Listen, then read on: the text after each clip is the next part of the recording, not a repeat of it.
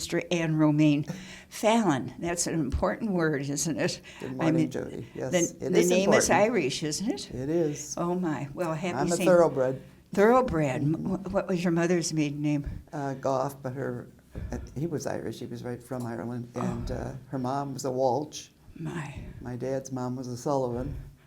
So we have a pretty strong background. So you can do the jig, right?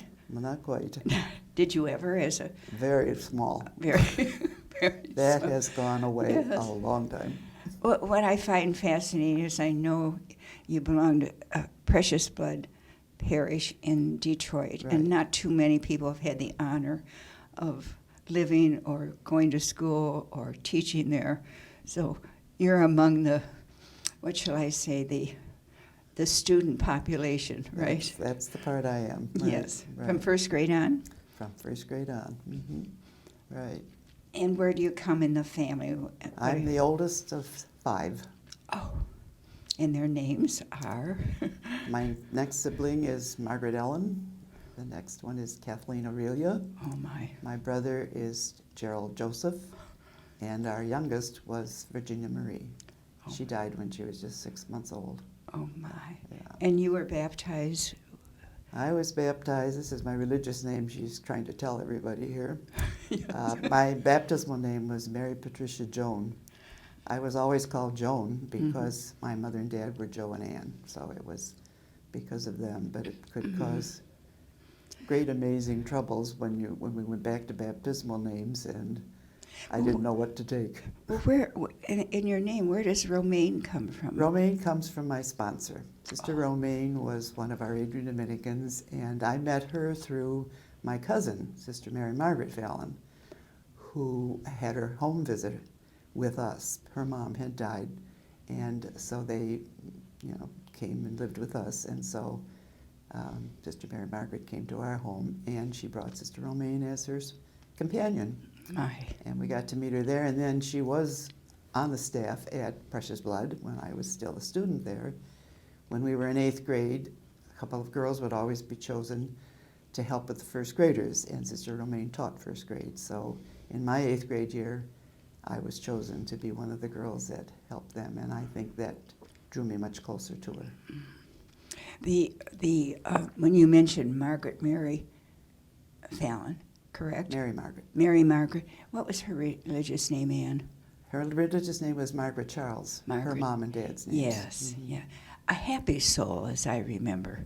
Very. Yeah. Yes, yeah. love Good life. woman, a really good woman, yeah. Well, you're lucky to have her in your genealogy. Well, it was really, yes, I am, and it was really wonderful because one of the times that I had been asked to minister here in Adrian, she was here as a patient at Maria, and I made an effort to have lunch with her every day. And when she became quite ill and was hospitalized at Bixby, I was with her when she died. What So a that gift. that was wonderful. I was so grateful to be there, and I know it was meaningful to her because her parents were both gone, her brother had died, so there were not, a lot of relatives. Yeah. So Perhaps she was even around when you were born. I mean, she would have been. Yes. She would have been, yeah. Oh, what a beautiful circle. That's Amen right. to that. Right, Yes. Knowing a little bit of your ministry in the congregation, which I personally am so grateful for, I want to thank you for the time, energy, and skills and gifts you have given. But I thought, I wonder what Ann would want on her headstone in our cemetery. I mean, we could make the exception, to have a headstone. And I can think of 3 words, but can you think of offhand of what words would describe you? She always said yes. Oh, beautiful, beautiful. Because that was my commitment. She always said yes. Thank you. That's beautiful. My 3 words were educator, educator, educator. Well, that's true, and most of that was the yes. Yeah, but I like yours so much better. When did you begin your ministry of teaching Ann? Well, it really began right out of the novitiate when I was assigned to Rockford, Illinois, St. Edward's there. I was there for 4 years, and I met a lot of wonderful women. There were just 6 of us in the house, but there were changes through those years.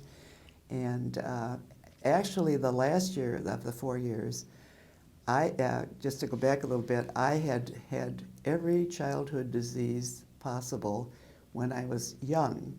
And from the time that I started 4th grade, I never missed a day of school through my master's degree, ever. Oh. That's Well, how healthy I was. Well, we need But I another got it- headstone. I got it all over with by the 3rd grade. But when I started teaching, there was an epidemic of whooping cough in the school, and my little 5th and 6th graders greeted me with it.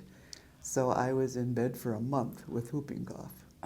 But it's the only time that I was down through my teaching experience. So I've been blessed. That's pretty with good amazing. health. Your good health Yeah, I have been today. blessed with good health. Yeah. You had some experience in a classroom before you entered the congregation.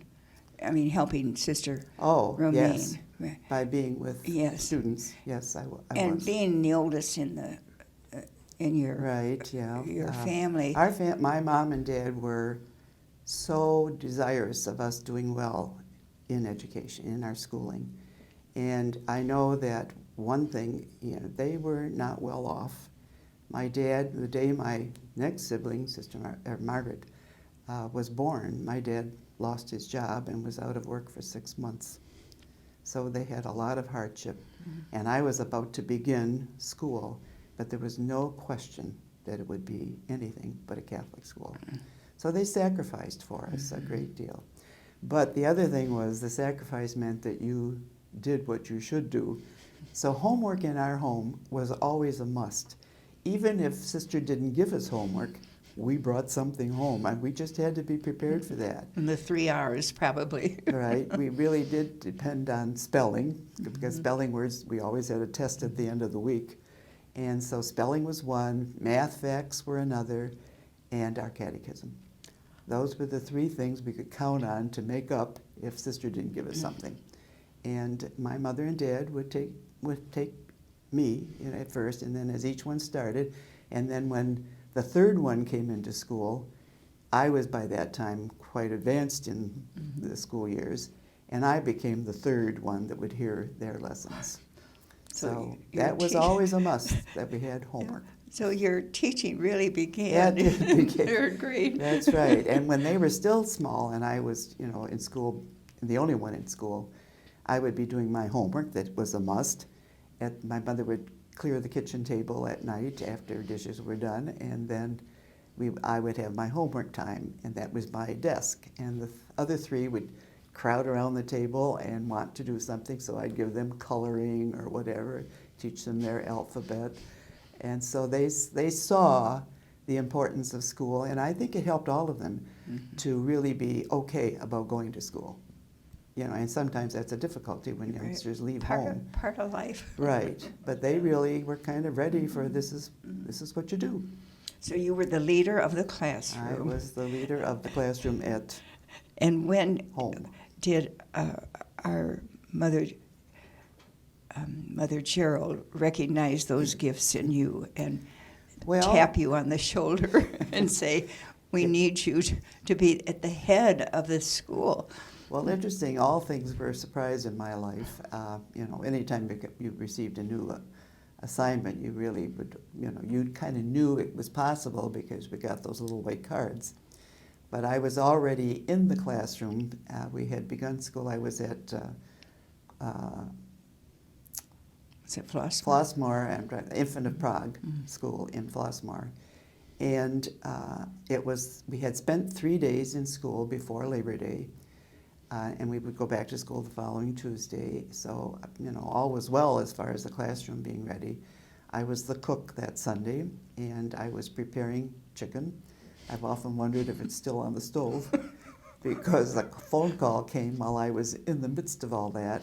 Sister Maxine was our superior. She came to the kitchen door, and she said that Mother Gerald wanted to talk to me. I mean, I was shocked, and of course, immediately, what did I do? And so I looked, I think, unbelieving, and she said, "It is Mother Gerald, come." So I went to the phone, and she told me that she had a sister who was ill and had to be taken from her work to be helped medically, and that she needed me to go in her place, and she was both a principal and a superior at Queen of Angels in Chicago, which was the north side, and I was to be there by 4 o'clock. So I packed in a big hurry to get to Queen of Angels by 4 o'clock. That should be in the archives for sure. I think, such a fast appointment. right, and a sister was asked to go from Queen of Angels to replace me. So by my going there, I actually was replacing two people, the superior and also the sister who was leaving the classroom. So I was assigned to do both. Sister Eileen Cecile was there at the time too, and she was an 8th grade teacher, and I was going to have the other 8th grade. Mm-hmm. And she was so conscious of what was really happening, so she had already gotten a substitute for the week.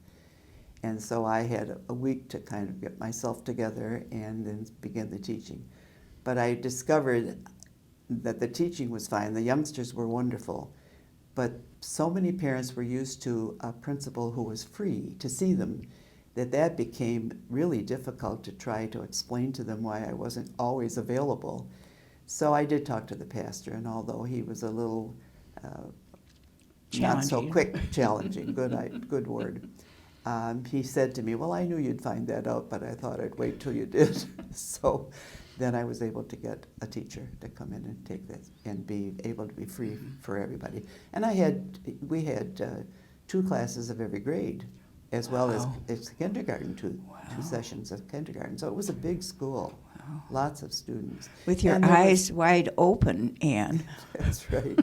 But the thing that was, what goes on all the time in schools is, if you had a little epidemic of something, a flu or something in the school, you'd get substitutes, but sometimes you couldn't get enough for the numbers that were sick. So I was often in the classroom in that way, too. That I kind of loved, because you got to know the students, know them by name, and be able to keep fresh in the work of the classroom. So I did enjoy that. But a challenge indeed. Well, it was, because of just trying to keep up with what was happening besides this big surprise that had come into my life. What did your mother and father think of this turnabout? Well, actually, that day that I got this call, Sister Maxine said to me, "You have to call home and tell them, because, our sisters, when they get word, they get it out to everybody, and you don't want your parents having it from them and not you." So I did, and of course I was in this total shock. So I had a note from my mom about midweek of that first week that I was at Queen of Angels, and she told me that she hoped I was doing all right. I was in her prayers because I sounded like a bird off his perch. And indeed. I think she you was were pretty flying. right. Still flying. That's right. So at any rate, but she was so understanding of what I was going through, but she was always so good to me. And were you not at some point supervisor of the Adrian Dominican schools? I was, and in fact, our assignments in those days as principal was 6 years was the norm. Mm-hmm. And at the end of 5 years, apparently Sister Hilda Marie was resigning and retiring. Would you say that name again, please? Sister we all know Hilda it. Marie. Sister Hilda Marie. Right. We know that name from shivering in our shoes as supervisor, right? Yes, and I had a lot of contact with her, because she even had me do a demonstration with first graders at one time for her. So I was comfortable with her, really, even though I knew of what might happen. At any rate, Mother Rita Marie, who was our provincial at the time, came to me and said she was going to ask me to take that position, even though my 6 years weren't finished.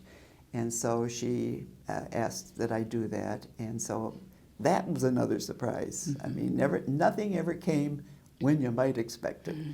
So there I was with this new position as supervisor of schools, and I was also very conscious of how people felt about you coming into their classrooms. I do remember that the very first day, I was assigned to St. Philip's in Chicago to live, and Sister Georgina was our superior. She was so good to me because I had to take public transportation to get to anything. I did not have a car use. And so anytime there was some difficulty, she'd let me use the house car because it would just be a one-day event. But at any rate, the first day I was going out to a school, I got up with a really terrible cold. And she got some medicine for me, and it must have been, and I didn't take much medicine ever, so it must have been pretty powerful because when I got into the first classroom, the nun seemed to be swinging around in front of me, and I thought, this poor thing, she's likely petrified, and I don't even know what she's doing. So Your head was swimming. it was. She was traveling around the front of the classroom, and I felt badly for her because I knew she was very nervous. But at any rate, I really always tried when I was in that position to meet with every teacher after the end of the day and share with them things that I saw that was really wonderful that they were doing, and then ask them about something that I thought needed maybe some help and to see if they saw that. So I tried to make that a part of what Mother Rita Marie had said to me, be kind to the sisters. So I did try to always point out things that they did well, and then talk a little bit about things that, maybe we both saw could use some help. So. Wait, and you had affirmation yourself. I mean, the very I fact, had, yeah, that you were asked to take the Queen of Angels and then to do this supervisory position. Were any travels involved in your Well, work? there were. I mean, I had everything by public transportation, but when it was a distance, because I had the Upper Peninsula of Michigan, I had Chicago, of course, and I had Indiana, I had Iowa, so I had some travel. And so I would, try to work out. Sometimes I take the train. I mean, I didn't really have a car for my own use. But Mother Rita Marie came to me one time because we had Solon, North Dakota also. That was Solon. Solon. Wow. Way up there. Yes. And it was my first year, and so I had never been there. But she came to me and she said to me, now she had been my postulant mistress, so she pretty well knew me. And she said, well, sister, I think we should go together because it's such a long distance. And I said to her, you have to be kidding me. We're going to go together? They don't like either of us. When the provincial comes, they're worried. When the supervisor comes, they don't like that at all. Were there one or two? And we're going to go together. And 2 or 3 nuns, correct? That's right. Two nuns. Oh. And here are the 2 of us going in, and 2 people not terribly popular. So, but sister, she said, so we went together. But it really became a wonderful experience. The 2 sisters were so happy, actually, to see us. It wasn't so bad. And Mother Rita really was kind, and they lived in such barren poverty. Do you remember their names? Sister Ann Romayne was the superior. She was wonderful. I don't remember the second sister, and she did leave the congregation in time. But I can see her, but I just don't recall the name. At any rate, while we were there, Mother Rita wanted to make life pleasant for them because they had no car, and the closest store was 50 miles. Wow. So they'd have to they went to shopping maybe once a month, and they would borrow the pastor's car to do that. But the people there loved them. So Mother Marie wanted to go offer them a day away. So she said, we're going to go out and we're going to spend the day, and we'll go out to dinner. And poor Ann Romayne was so worried because she came to me and she said, I can't afford to have us go out to dinner. And I said, I know she plans on picking up the tab, and if she doesn't, I'll help. So don't worry about that. Just enjoy yourself. I found out that she had 4 cents in her purse. 4 cents. Oh, my. I will never forget that. But that's the poverty they had. They were really poor. But those children and those people loved them. They just were so happy. Those are some of the untold stories, It's aren't really they? true. And in fact,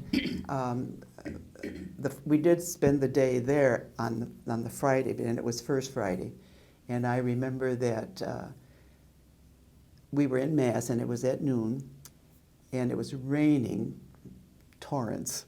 And all of a sudden, just before, maybe a minute before Mass was to start, the doors of the church opened. Now, I couldn't see that because it was behind us, but it sounded like this triumphant group of elephants coming in, and what it was the high school youngsters, and I don't know where the high school was because you couldn't see it from where, it was the public high school. They were coming to First Friday Mass, and they gave up their lunch every month on First Friday because of the devotion that had been developed in them for that. I was so impressed. My, what a beautiful trip you had. I did. I did. And I do remember that same day when we left the church, there was an old gent outside with this bag of fresh fish that he had caught that morning for our dinner. So we had this treat. A treat. That day. They were just wonderful people. And so it became a really lovely trip. We enjoyed it immensely. Well, and in the limited time we have, and knowing the many, many places you have been serving in the field of education, right. Does one stand out in your well, heart likely and the mind? biggest surprise is the last one, and that was Alaska.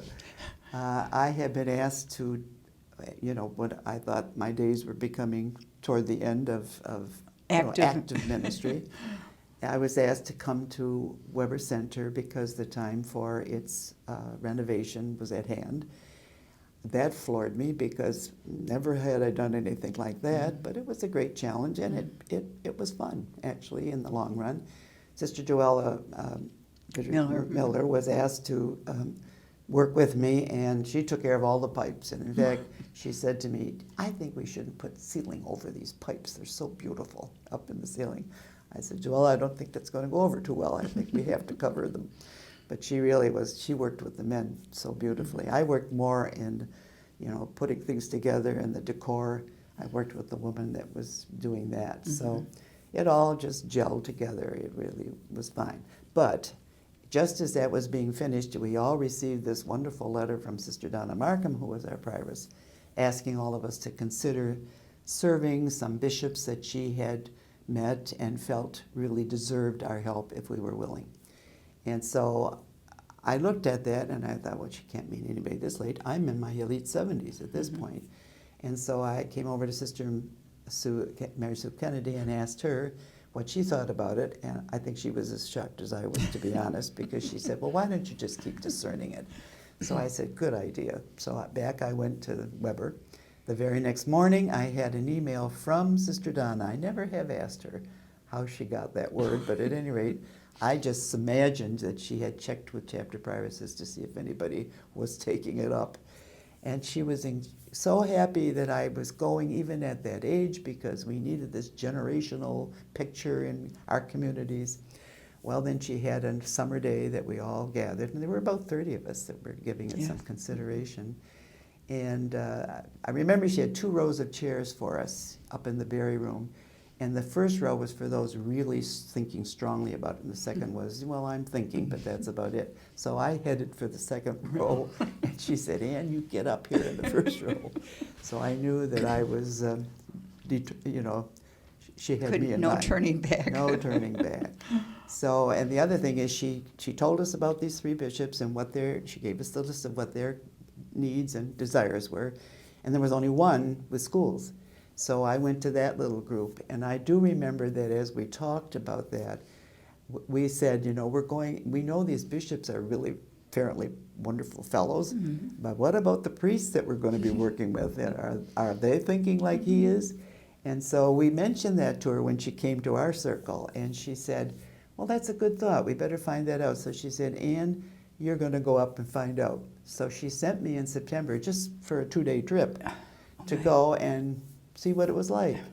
So I did, and Bishop Schweitz was a wonderful man, no doubt about that. So I did find that out, and it looked, like a good possibility. So you didn't get to see much of the priest, to be honest with you, but he was so assuring that I thought, well, this is okay. And he wanted a new Catholic school office, he wanted a Catholic school system, and he wanted his groups of his, he had 5 schools. He wanted them really united in a system. Oh, my. That was what he wanted of me. Oh, and you had worked in systems.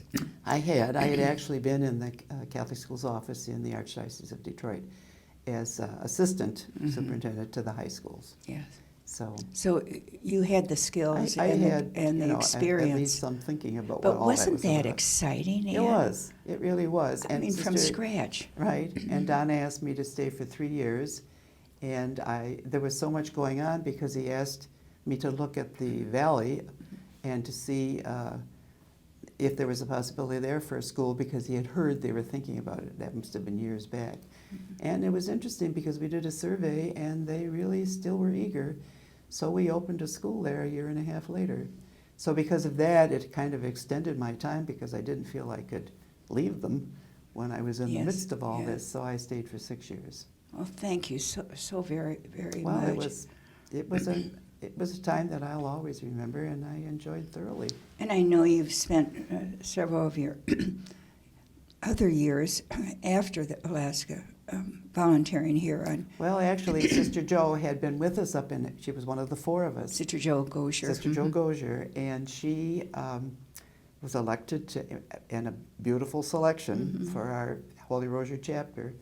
So she was at the end of 3 years, so after 3 years, she had left us for this amazing position. And so when when they knew I was going to be coming after 6 years, she invited me to come and live with her. She lived on Howell Highway in one of our houses over there. Well, I was delighted because I didn't have to search for housing. And I was back there, I'm sure it was just 3 days, and I was still unpacking. And she came home from the office here, and she really looked weary. And I said to her, "Gee, you look so tired. Is there anything that I could do for you?" And she said, "Oh, if you would, I'd be grateful. Can you come over tomorrow?" And I said, "Sure." So I went over tomorrow, and today I have never been back to anything quiet. So she had an office and a computer, everything for me. So I just kind of think of myself as kind of just picking up any threads that they have that need to be put together. I'm really not an assistant. I'm just really there to fall into anything that I can help with. Yeah. But it's amazingly full, the work that's there. And be available, because now that there are 3 of them that are working with our sisters there, Maria and Pat Dulka and Sister Helen Sohn, they're gone all the time in rooms working with sisters who are not well. So I'm usually there, and of course when the sisters come down, I can kind of guide them if there's anything that they need that I can help with. I do that. So it's just kind of a helping hand is what I am, really. Well, before we end our conversation, I don't want it to end, but it's going to have to. Yes, it is. Tape-wise. I want to mention the name of Gloria Laro, because I know was dear to your heart. A member of our crowd, a fun person. She really was. I have so many memories of her. One that always stands out is, and for those who are maybe listening to this and know her, she was always on a diet, always. And so we lived at Regina Dominican High School when I was there, and she was always, I always called her Chatty Cathy because she just talked all the time. And one morning she came to the breakfast table. We all got our own little breakfast and sat together, and then we'd go wash our dishes and off to school. Well, this one morning she came in, she didn't say one word, nothing, and I thought, what is wrong with her? Did I do something to offend her? So she just went off to school, and when we were over in school, it was about mid-morning, I met her in the hallway, and I don't like to talk about things that are personal from home, in the ministry school. And so but I thought, I've got to find out what's wrong with her. I just whispered to her, "Tell me, did I offend you because you're so quiet? You never said a word at the table this morning." She said, "Oh, no, it wasn't that." She said, "In fact, I really needed to talk to you because Louis, our cook," she said, "I'm trying to be on a diet and he's not helping at all. Nothing he makes is really fitting my needs." So she was in her 3rd day and now she was despondent. So she's telling me, and she said, "I really needed to talk to you, but it was the time of the Iranian hostages." And she said, "I knew what you'd say to me, but think of the hostages." And she said, "I'm a hostage of Louis." So we're standing out in the hall, and I'm trying to be quiet, and there's a study hall right across the hall, and I thought, if they hear us. And they probably did. Well, I was laughing, and I couldn't say. She said, "This is not funny." She said, I'm really sad about all this." So, but that was the kind of fun we always had. We were good friends, and she was a great friend. Well, and at the beautiful age of... Going to be 89 in a couple months. Oh, God bless you. Thank you for everything that you have done with your heart. And as you said at the very beginning, you've always said yes. I've been blessed in order to say Yes. that. And surprises along the way. All surprises. Never at the time you'd expect it. And I want to say another thing about your dear sisters in Florida. I know how grateful all of us are who have had their assistance if they were vacationing at the house in Venice. They were very, very helpful, especially at the beginning when many of us didn't know what was around or what to do next. They were just asked when we first received that condo if they knew of anybody that could be hired to help kind of look it over from time to time. And my sister, I called her to ask this, and she said, "Well, do you think we should do that?" I said, "I didn't say that. They're looking for somebody that would like a job." "Well, maybe we should." You know, Catholic guilt jumped right in. So she said, "Well, we'll do that." So they did, and they did it for about 6 years. They checked on the house, you know, the condo, to see that everything was okay from time to time. Maybe once a month. I don't know how often. But at any rate, she called me about 6 years later, and she said, "Do you think we could get out of this job? We're cleaning that place more than we clean our own." God bless them. Yes. I said, "You never really had to take it." No. So for they retired. all the teachers whose lives you touched, and ultimately all the students whose life you touched, what a glorious, glorious and beautiful life you have had I have. as an True. Adrian Dominican sister. True. God bless you. Thank you.